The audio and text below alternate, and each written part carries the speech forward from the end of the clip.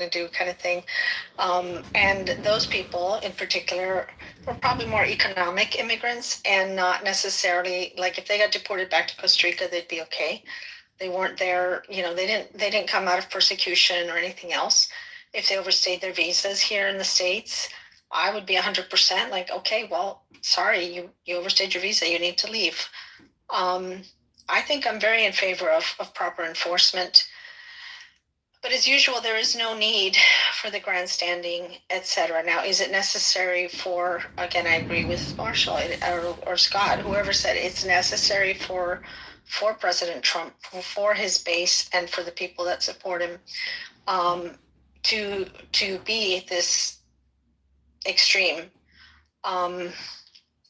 Cruelty is a brand, and I will say from the perspective now from another niche, as we are all like representing various niches in our own lives, the other niche of evangelical Christianity, in my opinion, this is actually ultimately a massive spiritual crisis, because of the fact that this is something that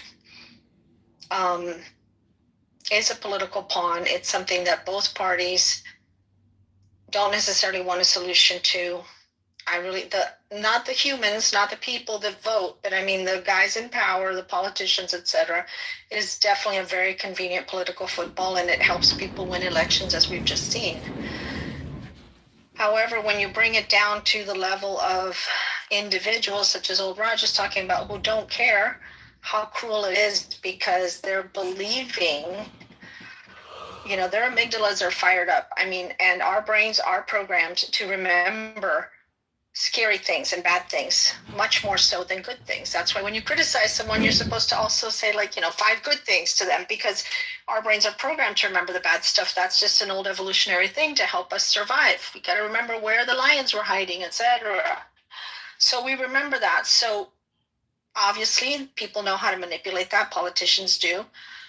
And so given the base that is so stirred up and terrified of these horrible demonic, killer immigrants, I understand their reactions, but I also know that a lot of my people, a huge amount of the base is or used to considered evangelical Christians.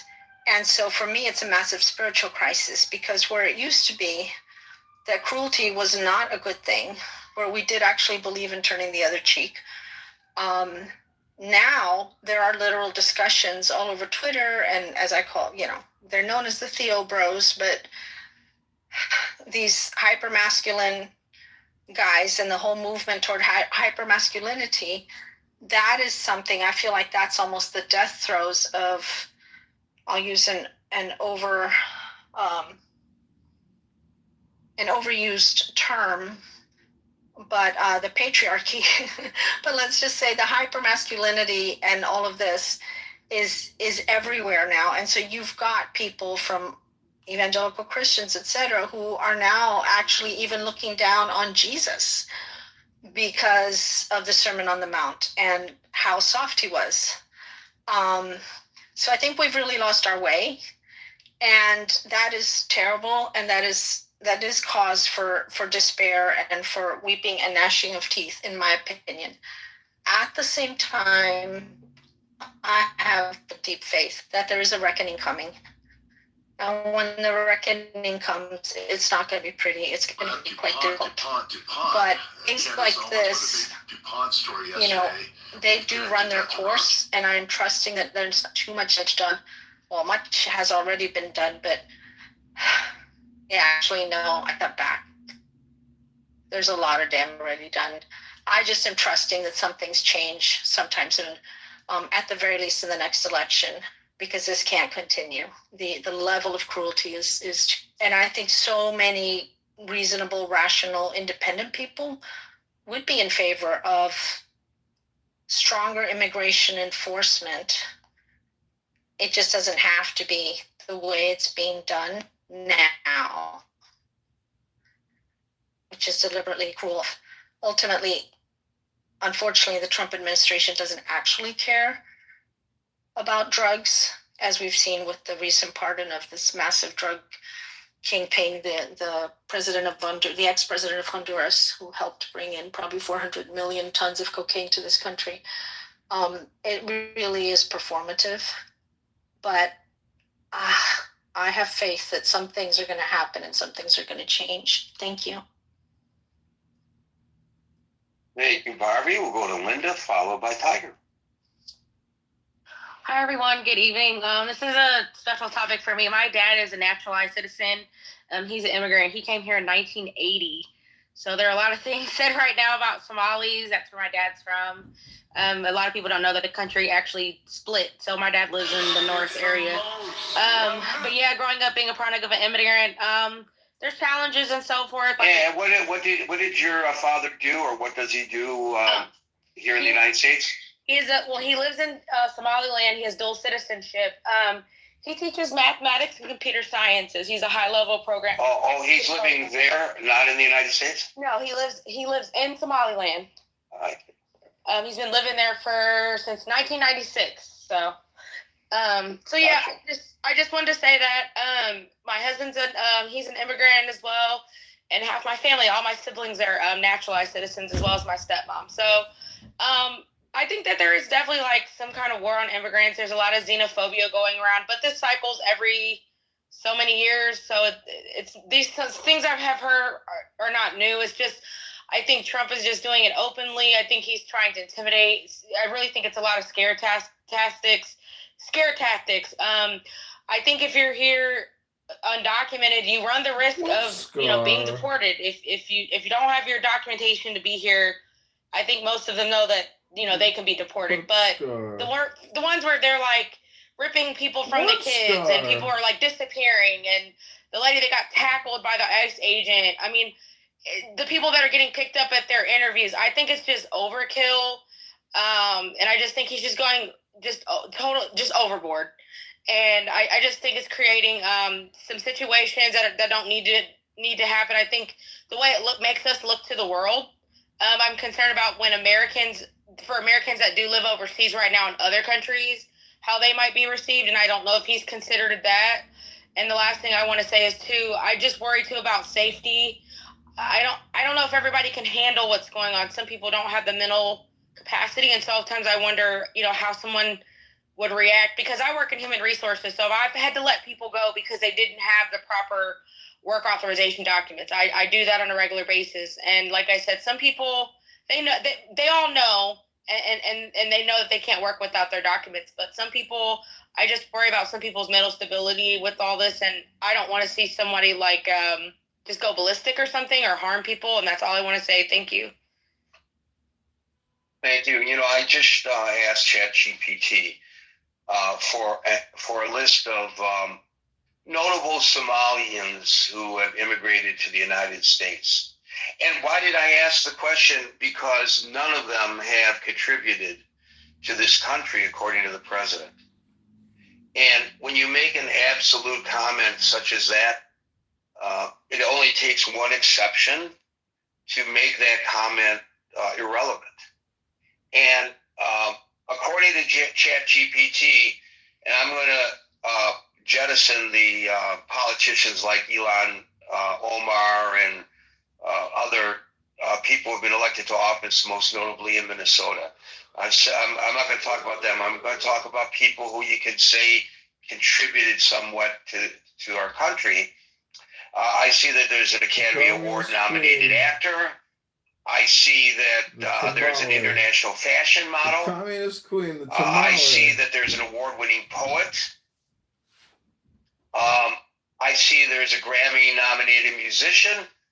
I see that there's a world champion athlete. I see that there's a U.S. government official and philanthropist. I see another author. Ready to pay up. I see educators.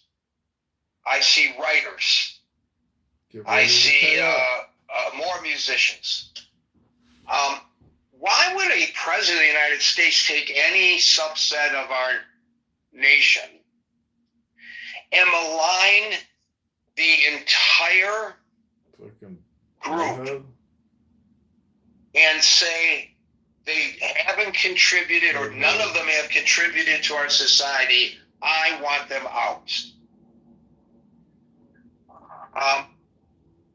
That part of this war on immigrants, I want us to, if not comment on, people don't have to comment on it. They can if they want. I just want folks to think about that.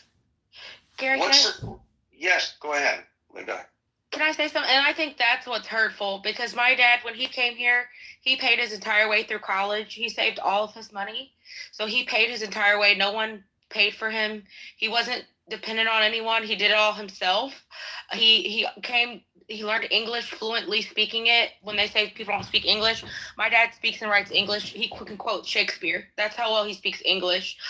My father has helped so many people in the African American Black community. My mother's Black American.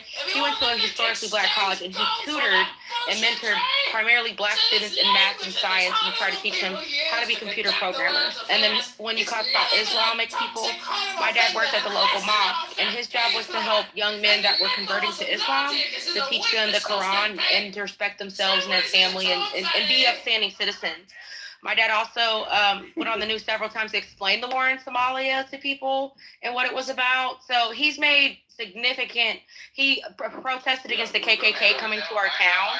So he's made significant contributions as an immigrant. So when people say those kind of things, I think they just don't know where people are coming from. And I want to make this important point and let someone go. When you look at someone or their picture, I think people don't understand. You make 7 unconscious biases about someone. So you make 7 assumptions about someone that you don't know, when you don't know them and you don't know their story. And that's all I want to say.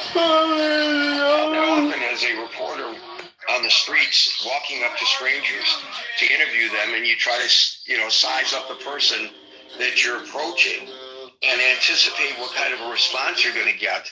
And now, even as a street photographer, which is more an avocation than a vocation, it's the same thing. You walk up to somebody, hey, can I take your picture? You don't know how they're going to respond. You have no way, you know nothing about that person, but it's not just people making these assumptions. We're talking about the President of the United States, and I think it's apropos to single this out as example, because it ties into this whole war on immigrants, and I'm not 100% sure of the motivation or the goal. Is there a motivation? Is there a goal to making these kinds of absolute comments about, as he did the Haitians in one town, and as you say about Somalians in total in the United States? Is it that he's got so much hate in his heart and he's expressing it? Or is there another, and I don't want to believe that about him, or is there enough motivation or a goal that we don't see? And I just can't see it. I may be too close to the forest to see the trees. Some of you all might have a better observation about that. Thank you, Linda. That's exactly why I asked you what your father did, because I wanted to hear, his contributions to society. My dad said the 2 happiest moments in his life was the day I was born and the day he became a citizen. I was there when he got naturalized, and the tears coming down his face, and that he was proud because he said, I'm an American. And he says, America, he used to say all the time when I was a kid, it's the greatest country in the world. It's the land of opportunity. And he would say, it's the greatest concept in the world that these 50 states come together under one nation, that we have laws and rights and freedoms. My dad used to say that all the time, because he came from a country where there was one dictator and you had no rights, you had no say, and things like that. So I just want to say that.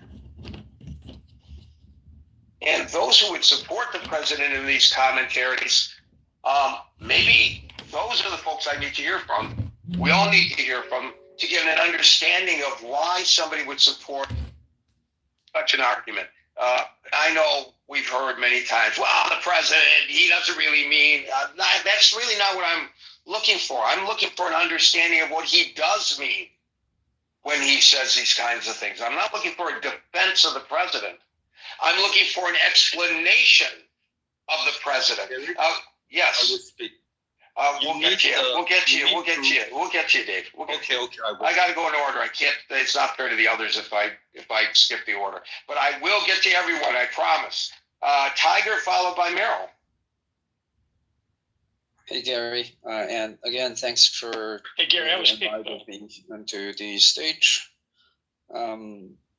Yeah, and the simple answer to the title is that nothing in life, almost nothing in life, is necessary. United States as a country, as it is today, is probably not necessary in the grand scheme of things. But I'm not, this is not my personal perspective. I know there are a lot of Americans think it's important to be American, to have an identity, to have a country together. Right, but let's stay on the topic, not talk about America, talk about this specific issue. Well, this is the topic. This exactly is the topic.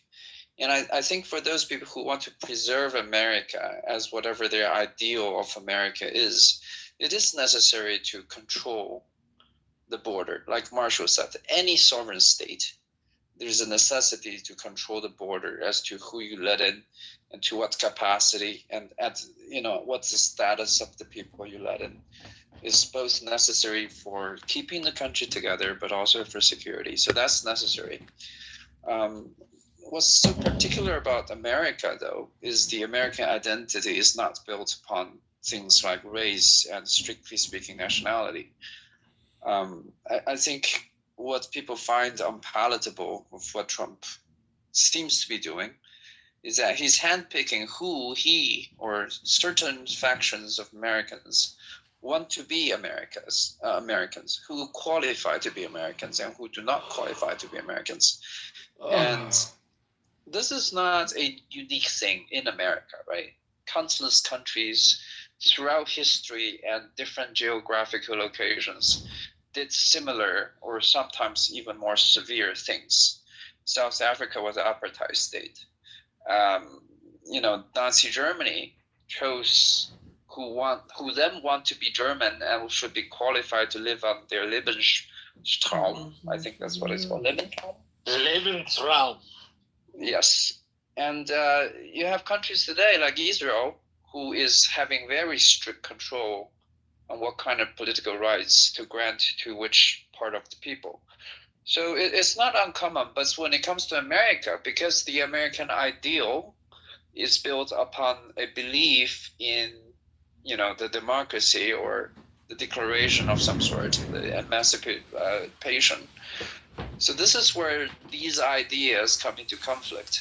And I believe there was an American philosopher by the name of Huntington, wrote somewhere earlier last century, that having a diversity in American society is actually counterproductive to the idea of forming a common understanding of what this nation is.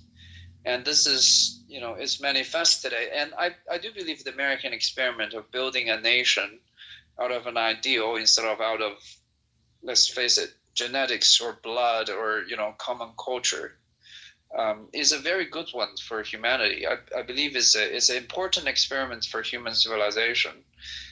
But when times are hard, I think somebody earlier mentioned human nature, is that we fall back to our instincts. Part of that instinct is to be tribal.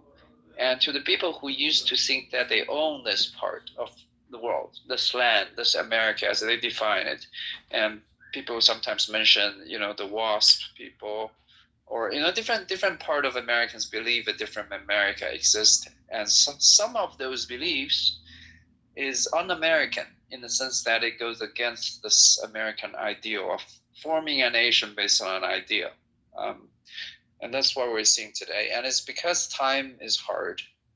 We're going to see more of this, not only in America. We're going to see this in Europe, in particular, in other parts of the world, in Asia.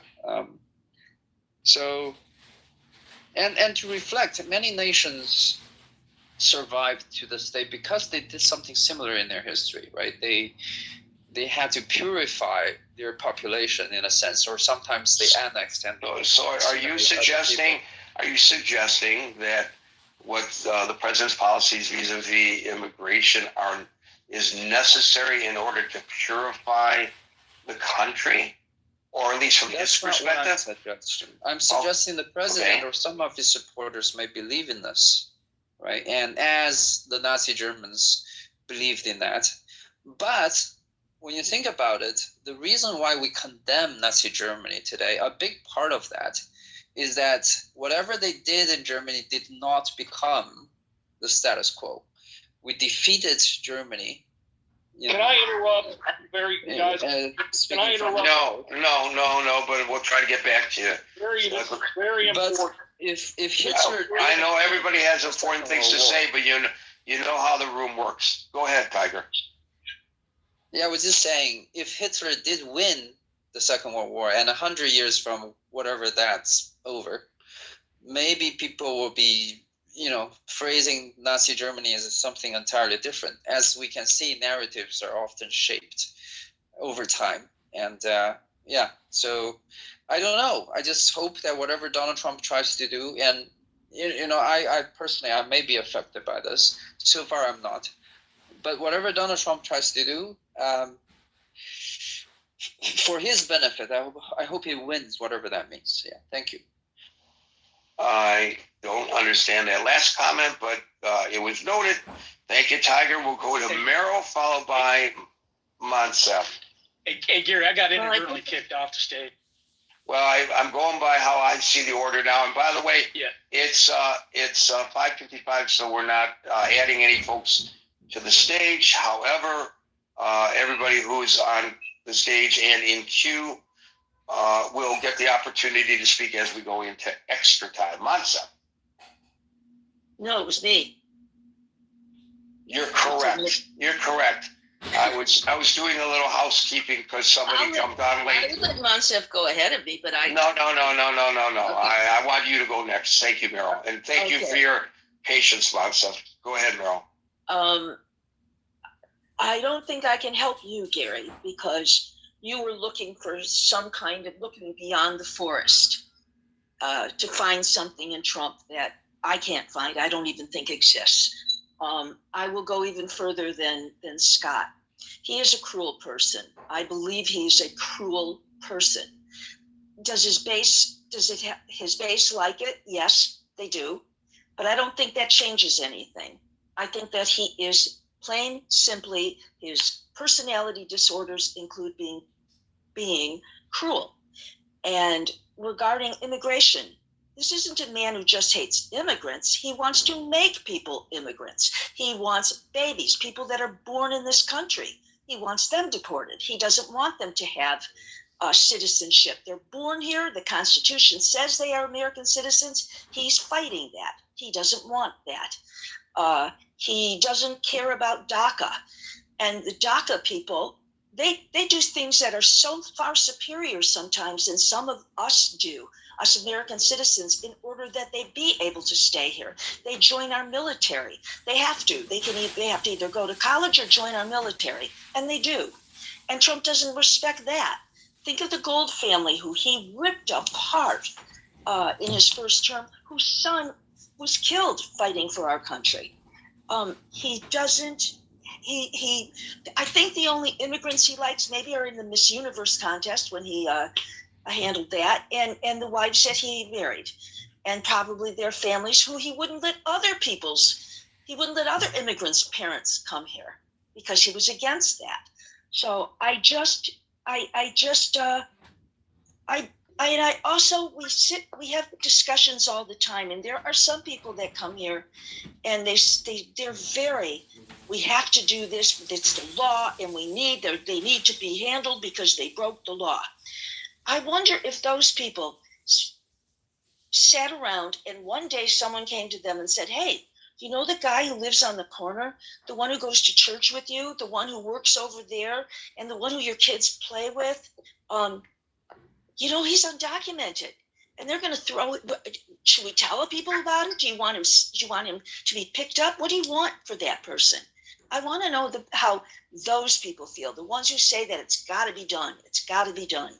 I'd like to know how they feel. And regarding what Barbie said about Somalia and her father, we don't have a president. Linda. Or Linda, I apologize. We don't have a president who takes pride, that feels the pride that people have when they do good things. He doesn't have that. He doesn't have the empathy. He doesn't feel it. So when we talk about all these people who come to this country and they do good things and great things, he doesn't feel that.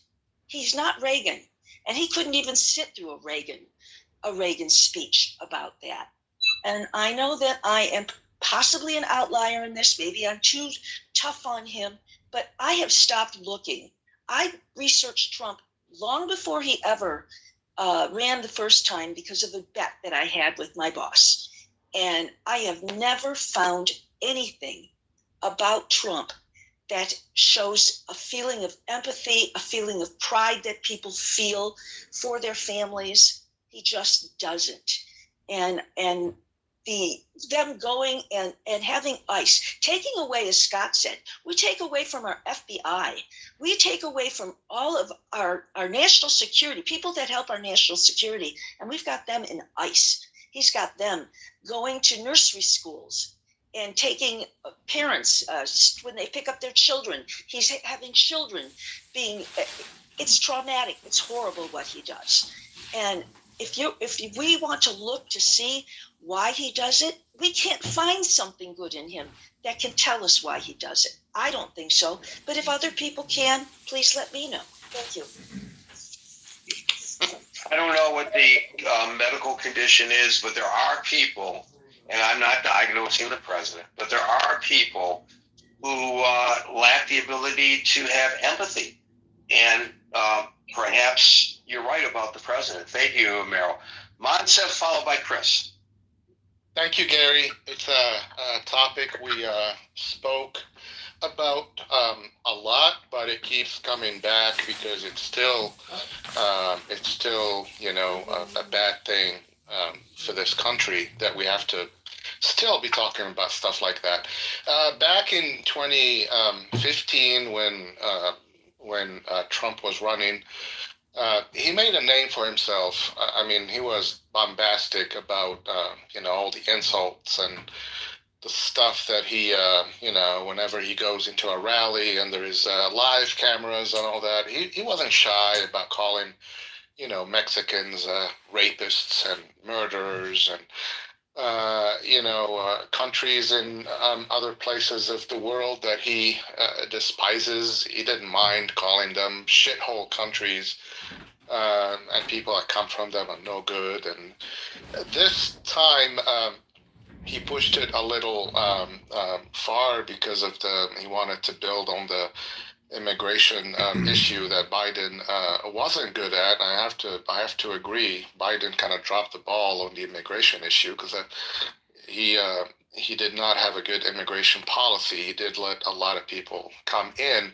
However, that was after the crisis of COVID that created havoc in the world. And if Biden were to be blamed, yes, he was the president, and that crisis at the border, he should own it. But the reason that I always keep repeating that Trump's message got so popular, and it was a populist message, is because people perceived it as a brave man saying stuff that people were whispering amongst themselves in safe crowds, little bars and stuff. And I was privy to a lot of shitty conversations when people don't know that your name is Moncef, and you just, whether it's at work or, your local bars and all that, and whether it's about black people or Mexicans or whatever, but these conversations were taking place in the United States. I mean, we are a country that we're still deal with a lot of these problems. There was a lot of racist commentary between the people and all that. So here you go, to someone that wants to be, the president, the chief, the leader, and all that, and he's not shy about calling, over calling, exaggerating They're saying that anyone that kind of Mexicans are, rapists and killers. And it's like, hallelujah, this is what we're thinking about all along. He even pushed it further. I think it was in the last election, he said, they are poisoning our blood. And that is straight up, anyone that keeps saying that Trump doesn't have, shouldn't be compared to Hitler. This is a very Hitlerian speech. Poisoning the blood of the country, mixing of the blood is no good. The beautiful white people, that he adores, that he keeps marrying, are going to be tainted with the Mexican and the African blood and all that. And that's somehow finds a good refuge. I guess a lot of people like that message, which is the scary part of the United States, which is, it's something we have to work on. But this is why, and he's not stupid. He saw that it was a popular message. He saw that a message like that can get the crowds riled up, can get votes, can get people, behind him, and he did. Except, he took it a little further, and it became, even if he was just doing it to get elected, the more he goes into the xenophobic kind of rants, the more he shows that, the guy really has issues. The way he was talking yesterday about, American people serving in Congress. I don't care about her ideology, but she's an American, whatever her name, Ilhan Omar, I guess, from Somalia. And he was just talking about her as if she was elected while she was in Somalia. She was elected to Congress after, she became a U.S. citizen. And the one thing that we love about this country is, U.S. citizens are all the same. Americans are all the same. There is not, there's not you don't get to, I guess, claim privilege because we all pay the same taxes. We all contribute the same way. A lot of us contributed more than others. I got people from my community. I am a dual citizen that have served in the army. I got a friend that was a Moroccan American friend, a dear friend of mine that did 2 tours in Iraq.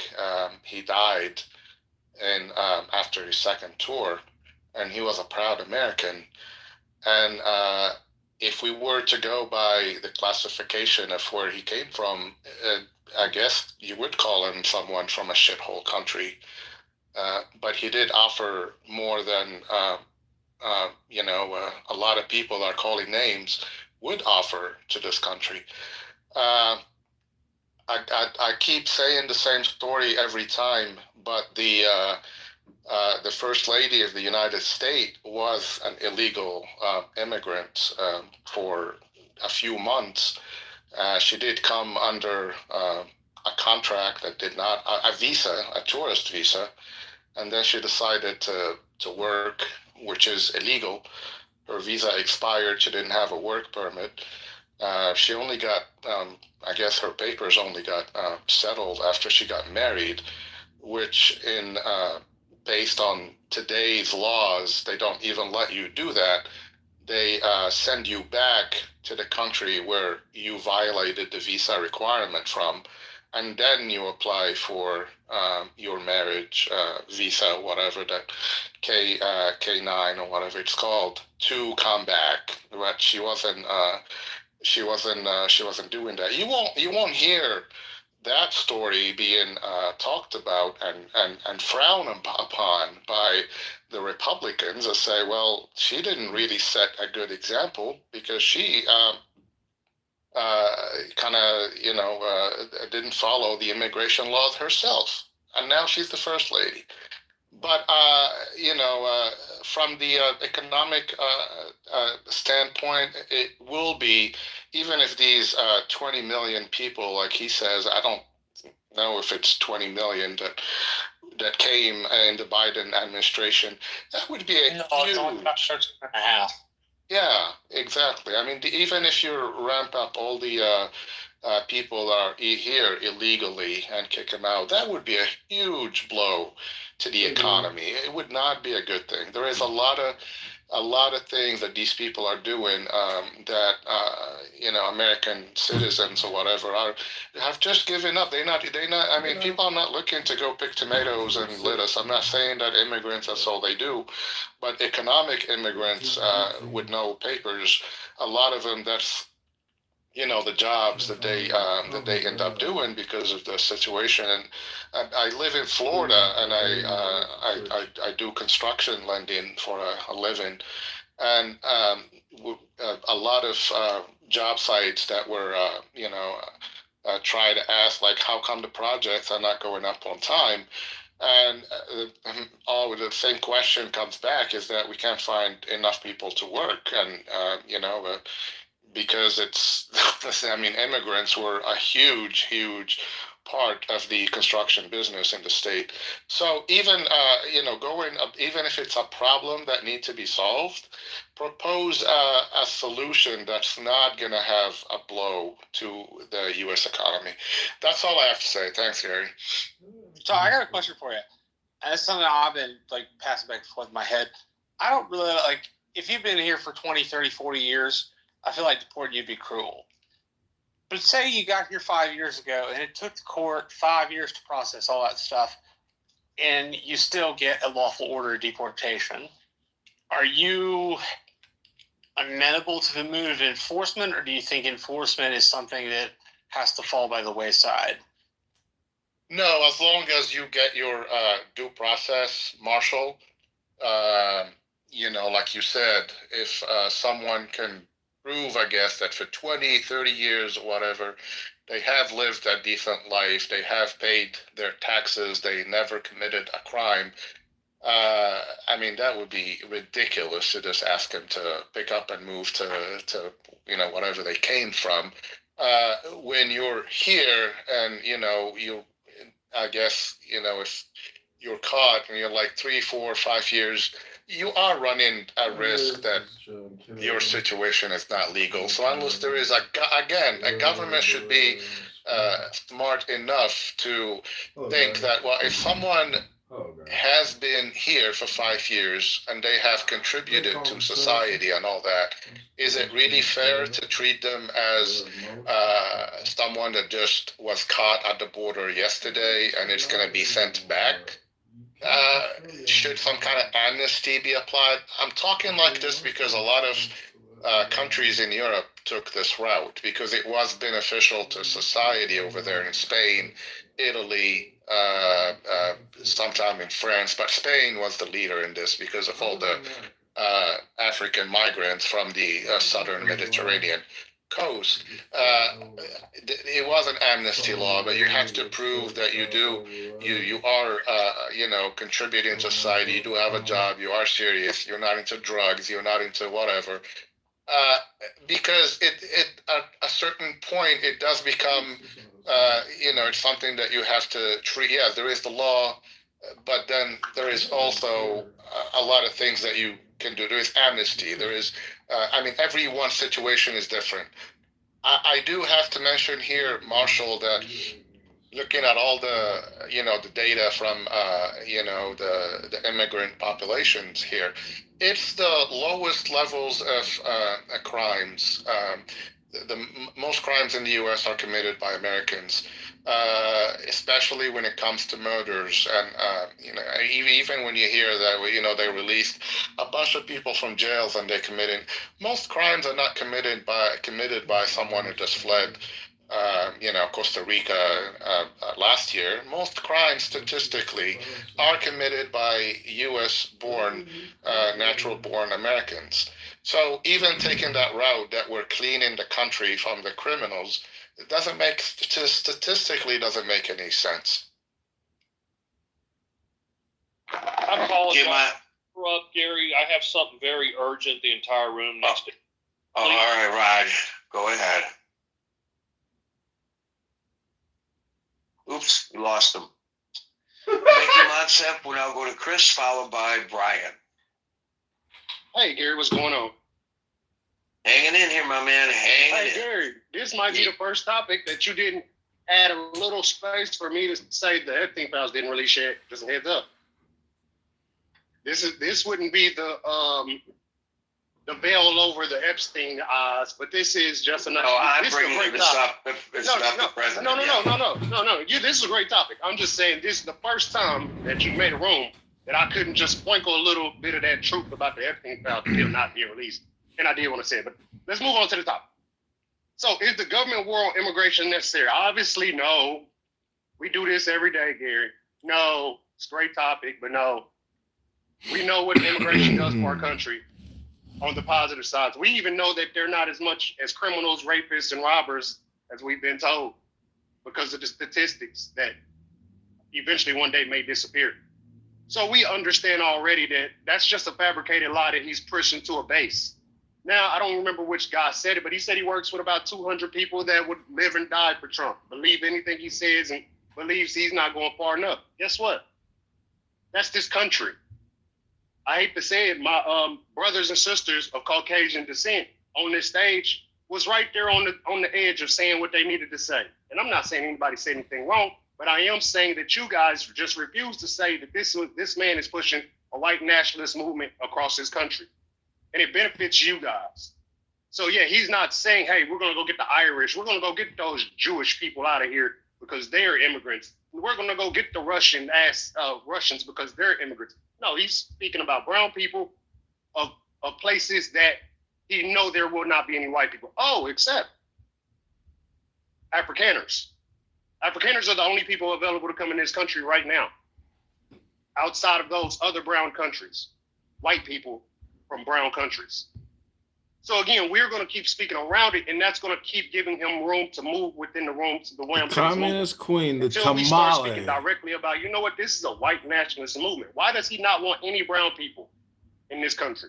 Why does he keep telling us that only people are doing bad things or criminals are the rapists and the robbers of the brown countries?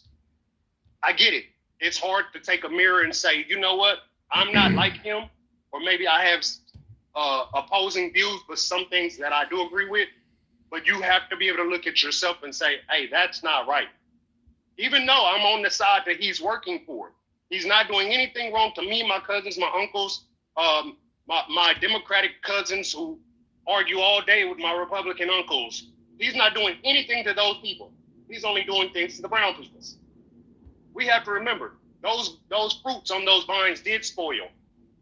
They still went to the grocery store. You know how I know? Because I bought strawberries. I bought grapes. I bought blueberries in packages with mold, with brown spots inside your strawberries, because those things weren't getting done. They have already affected the American people. But we're going to keep trying to tiptoe around the fact that this man is really pushing a narrative that does embolden one group of people in this country. And it's the Caucasian skin people. I don't mean Caucasian people, I don't mean skin, but everybody gets what I'm saying. Now, I'm not saying you guys are wrong and you guys need to be tarnished from the country or held banished for not standing up and realizing that you actually are being part of the issue of not speaking directly to what we're all seeing. I'm not going to say that. I'm going to let you guys figure out that part. But what I will say is there will be a day where this won't be the status quo. And he's pushing for it to be the status quo now. And J.D. Vance is doing it, trying to take the turning point around so he can try to be the next president. They're going to continue to try to wash over your next generations into believing that the white nationalist movement is the proper movement. And they're going to do it under the guise of Christianity. Saddled with tax burdens, which are they're going to do that under the guise of Muslims are bad. Those shithole in countries are recognition brown. of this. Otto the You know First when you see rewarded.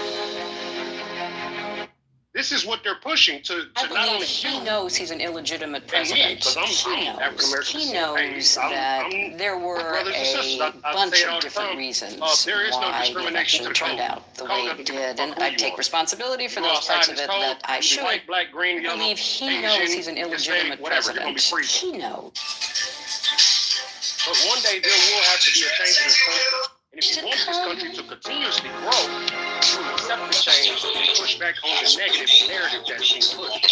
And do it loudly. Do it loud enough where they can start to see that this is not the right way for a country to continue to progress in a proper way. Again, I bought those fruits. Get anywhere with When he Tuna Boy? immediately started harassing Hispanic and brown people that worked in our farming industry. Tuna Boy. Those I fruits weren't tricked good. you.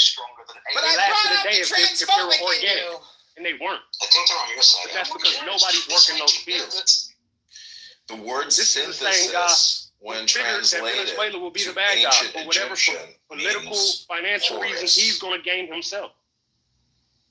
That's not going to benefit anybody. The truth of the matter is, if your life has not gotten any better in the last 10 months, like he told you what it would on day one, but he's still going around harassing the immigrants and making prices higher, all the time. what is he actually doing for you other than tickling your fancy, making you feel a little more secure about what you believe, In the or likeness he of believes, frame, excuse me, Remy maybe not even says you, that but we he eventually believes what become America should look like.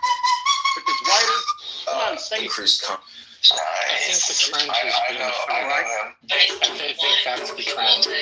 Whoever captures affordability will do it. it's not affordability because he doesn't believe in affordability because affordability is a Democratic hoax. Okay, can I finish? Because I'm not talking about affordability right now. I'm talking about a white nationalist movement that is being, I'm talking about a white nationalist movement that is being pushed by the president. And people are soft-shoeing around it because people are soft-shoeing around it. Excuse me, Marshall, I'm talking. I'm in a full sentence. People are soft-shoeing around it because they honestly don't want to feel like he's the bad guy and he's working on my behalf. I get it. Nobody wants to feel like the bad guy's in their corner and they don't want to say it because it is working for me. It does make sure my uncle, who is a terrible person, who can't keep a job, can feel like he's getting those Mexicans out of here, I'll get a job. And he'll never get a job. Those whom she You know herself that. had. You understand that. You live that with him. But this is the narrative This is that they're Canada pushing. So Jacket you in guys, my I living hate to room, see it, sitting you in the guys, sun, and there's never-ending chemtrails of airplanes, the reason we got here is non-commercial. because everybody said Barack Obama was pushing too hard on the narrative of clean and unity and inclusiveness. We're going to keep trying to shame Joe Biden for an immigration policy that's always been there. Into the makeover of a restaurant. No, we're going to shame more people showed up, yes, with the asylum process. James? Y'all call them immigrants and migrants, but they're asylum seekers. They are asylum seekers. Marshall, I didn't interrupt you. Nobody interrupted you when you talked, but you seem to be interrupting me. Let me explain. This is why you need to know, but I'm not blaming anybody. I'm telling you my opinion on the topic. And if you can't accept that part, you should sit down and go sit in another room until I finish. I should get a free chance to speak too, Marshall. A black man in this country should have the right to speak without a white man feeling he should step on it. And that's what you're doing right now. I feel like you're trying to step on my voice. I feel like you're trying to step on my voice, Marshall, and that's rude. Gary, could you please stop this? Gary, could you please stop this as a ally? I think we're both allies. Okay, sure. No, sure. But Gary's not stepping on my topic. Gary's not stepping on my time. You're wasting the rest of these people's time. It's about 7 other people in here. Gary has to go to work, but you want to interject on my comments. You should sit down and finish. Okay, so back to what I'm saying. Gary. I do understand that immigration might have got out of hand, but we do asylum seeking here. And until they want to change that, as the Democratic Party wanted to do prior to the election, we're not going to get anywhere. And until Caucasian people take a realization that, hey, he is working on air for my benefits. However, this won't benefit me in the long run. My food will be bad. My prices will be high. My next door neighbor will be harassed. The kids that play with my children will no longer have a father or a mother because they've been harassed or kicked out of the country. Then this is what we get, Gary. We're going to continue to get So I'm going to codify your point if you don't mind. Plastic picks our crop. I would like you to do what you're going to do, Gary, but he got to stop interrupting. All right. You guys have to, have a conversation. I don't have to have a conversation about nothing. Well, okay, if you guys want to resolve. Please go ahead, Gary. I don't care about resolving it with people I don't care to know.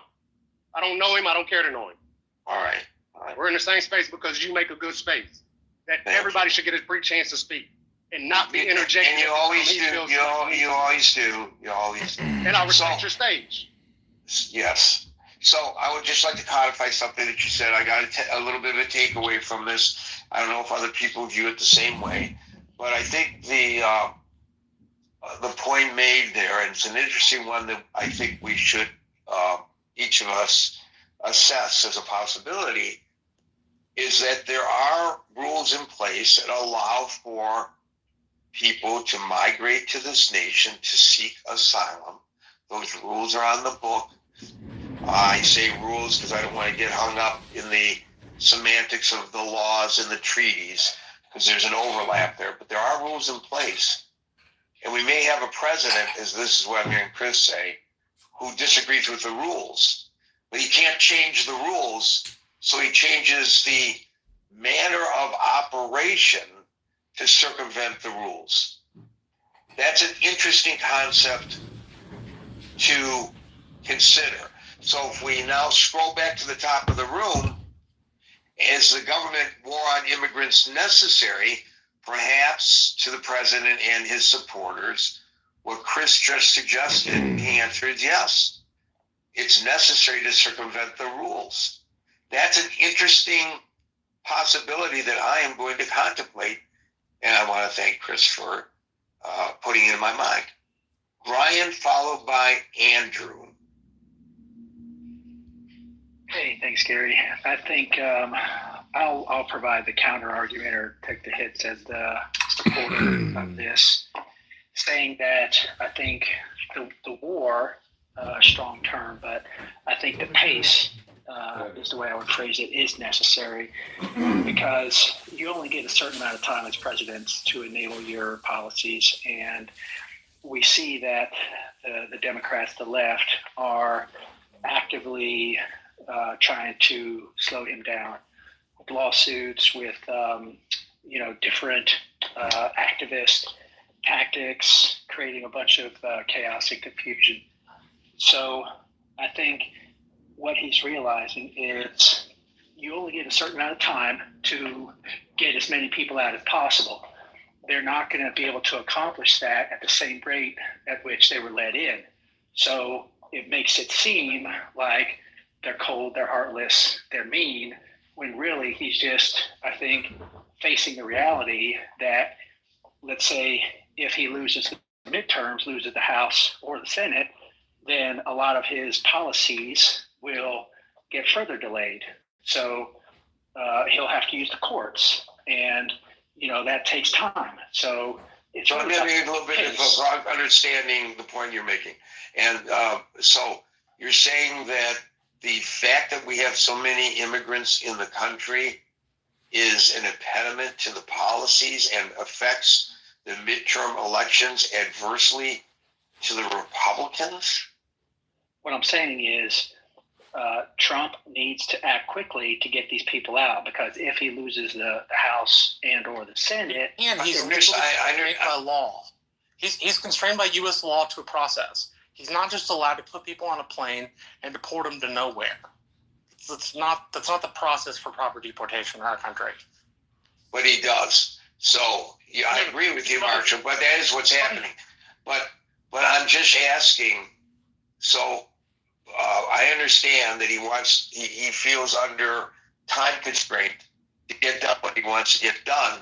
Well, what's the reason he's trying to get rid of? We don't want him in the country. Get rid of all the Somalians. We don't want him in the country. Get rid of all the Afghans. We don't want him in the country. Get rid of all the Haitians. What's the reason behind all of what he wants to get done before the midterms, where he may lose control of the check and balance system, which he is now indemnified from?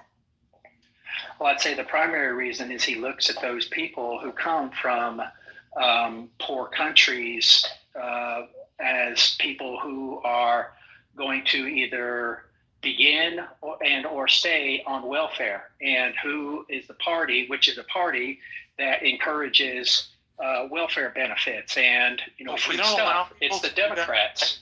So what he's doing is he's saying that the people who are not coming allowed from these, once you apply to be on public benefits unless you're an asylee or you're a refugee recipient by federal law.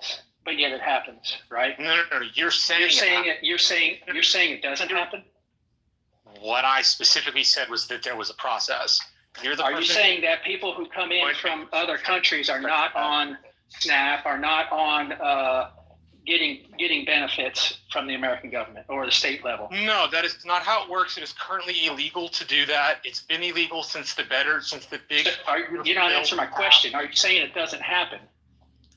I am saying that when it happens, it is illegal. Does it happen? And it's been illegal for a very long time. And the Trump administration is the administration that put some of these penalties in place for the very thing we're talking about right now. Okay, so then when he goes after these people who have committed these crimes, who are on benefits, who are getting, illegal access to American taxpayer dollars, then that's where. Hold on. You don't get access unless you have a work number. Go ahead, Marshall. No, I'm sorry. You just don't get access unless you have a work number or a social security number. That's the way that it works. Are people getting free social security numbers? Pernicious idea. Are people getting illegal access to social security numbers? Somehow receive federal benefits for no good reason makes absolutely no sense. Number one. Number two, it's not the proper process. And number Can I give you evidence where you're wrong? Please put it in the chat. Can I give you evidence where you're wrong? Sure, put it in the chat. Okay. I'd be happy to see it. Sure. So my brother works for a company that hires illegals. And so what will happen is the person who does their HR process will ask for a social security number when they get hired. And what will happen is she will say to this illegal, that social security number is not valid. Somebody else already has it. Pick another one. So then what happens is the person shows up, same person, shows up the next day with a different social security number that is not already in use. Which is currently illegal. You don't have to pass another law to enforce. If they're hiring that way, they're hiring that way, and they should be busted. I got a buddy who's also in HR and also does cold storage, and they check every single. So my point is, it happens. If I could get back to my point. Gotcha. So what I'm saying is, it does happen. It happens on a rampant basis. And so no, it doesn't. And you have provided no evidence to substantiate that allegation. None. Okay, let's say that this company is the only company in the whole country that happens. So let's take your argument that it doesn't happen, it's not rampant. But let's just say that when these people it didn't happen, what I said, Jesus Christ, are we going to quibble over every sentence? It's already illegal, and so complaining about it as if it's this new thing that somehow magically appeared out of nowhere makes no sense, because it's already illegal to do. It's already a crime in the country. It's already a crime that President Trump made sure was a crime when he was in his first administration, and helped pass a bill the second administration to make sure getting federal resources from things like SNAP were a crime. So here's the point, though, guys. We can argue back and forth. Does it happen? Is it supposed to happen? Is it illegal when it happens? Here's the whole issue with the president's approach, and I'm going to take it away from the SNAP program and point to his current, and I agree with you, Brian, it's a strong word, war. His current war on the Somalian population of the Twin Cities. There are, I had the number and now I lost it. There are 80 to 85,000 Somalian people living in the Twin City area. So let's take the lower number, 80,000 people. In that infamous program that the president holds up as the reason for going after the Somalian population, that's the Feeding Our Future. And it is a wide-ranging number of people. It goes pretty deep, but thus far there are all of 78. That's a lot. That's a lot of people to be indicted in one case. I can't recall the last time I covered a case where there were 78 people indicted. That's a lot of people. It's a major alleged fraud scheme. 78 people have been indicted over a population of 80,000. taking the low number, of Somalians living in the Twin Cities area. So I think what he does, and his proponents do, is they will take these examples, whether it's illegal immigrants who do not, as Marshall so correctly correctly pointed out, do not qualify for being on a program such as SNAP or other welfare programs, but who are, and he will make the exception the rule. The exception becomes the rule. One Afghan guy shoots 2 National Guard members in Washington, D.C.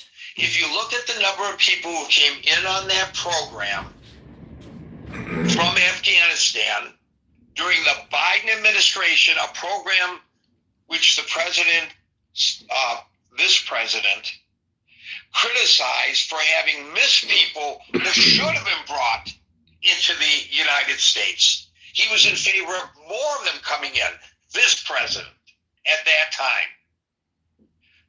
That's an exception to the rule. As Scott pointed out earlier, I think it was Scott, if you look at the statistics, the chances of a person being victimized by a crime committed by a naturally born American citizen as opposed to an immigrant, per capita basis, is much greater from a naturally born American citizen.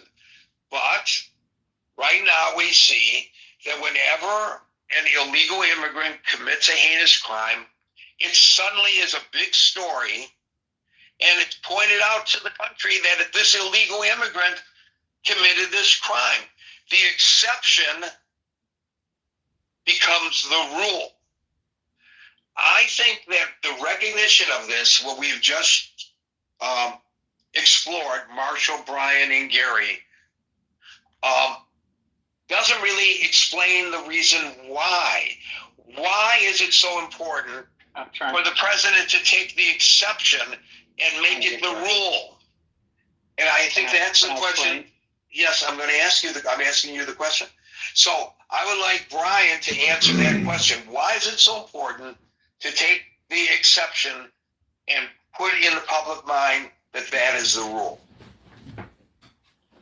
Because Trump, and I think a lot of his supporters, view this as an extension or an implementation of the Cloward-Piven strategy. So to me, it all revolves around the Cloward-Piven strategy, which is, if you're not familiar, in the mid-'60s, a couple sociologists basically said, if we are going to overthrow the government, if we are going to destroy America from within, we can't do it using the Soviet Union or, frontal assault tactics, because America is too strong, too economically and militarily powerful. So we have to destroy them from within.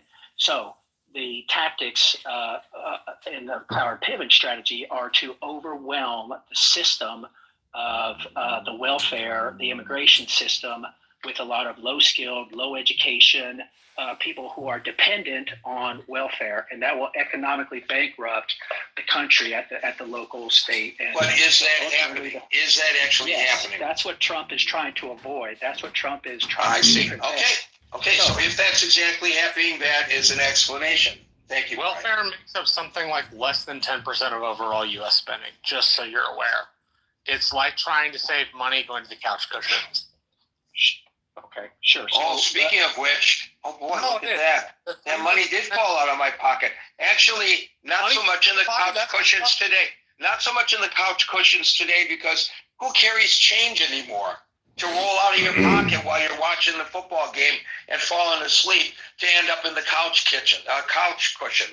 It just doesn't happen anymore. Nobody carries change anymore. It's worthless.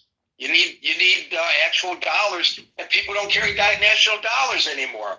Everything is done with their Apple card on their iPhone. There's one guy here who still carries dollars. I thought it was important to note something before we moved on. I looked this up, so it comes from the AI, so take it for what it will. Based on available data, undocumented immigrants generally do not federal benefits. Eligibility limited to certain emergency services, K through 12 education, state programs, federal beneficiary ineligibility. Most federal public, basically this stretches out that people aren't allowed for it. And what are you referencing there, Marshall? I was referencing a ChatGPT. That's why I said take it with a grain of salt. Well, who does ChatGPT reference? ChatGPT in their thing, they reference the American Immigration Council, economic. Okay, so the American Immigration Council is a credible. They're an advocacy, but they are credible in the information that they promulgate. So here you have a perception that Brian has, and I'm not singling Brian out because obviously what the president is doing resonates not just with Brian, but with other people.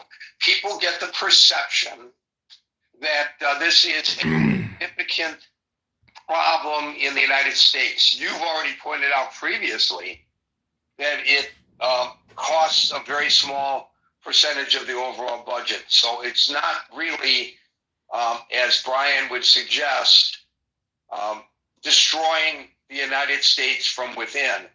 And there may be an argument to be made that it is a sign of strength when society takes care of the people within that society. That's a sign of strength, not weakness. And so instead of tearing the country apart, it brings the country together.